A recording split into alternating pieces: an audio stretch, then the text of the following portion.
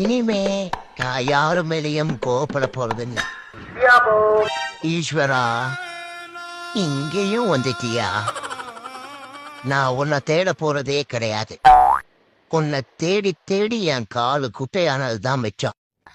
ஆனா உன்னை பார்த்தா ஒரு கேள்வி மட்டும் கேட்காம விட மாட்டான். இடியாப்பம் கொழா போட்டுன்னு சத்தம் கேட்டு வெளில வர்றதுக்குள்ள எக்ஸல் சூப்பர்ல ஜொய்யின்னு போயிட்டுறியே.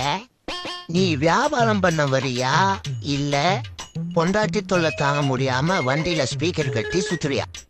எங்கேயோ இடிக்குது. ஒருவேளை இவன் நம்மள மாதிரியே உள்ளூர்ல பொண்ணு எடுத்துருக்கானோ?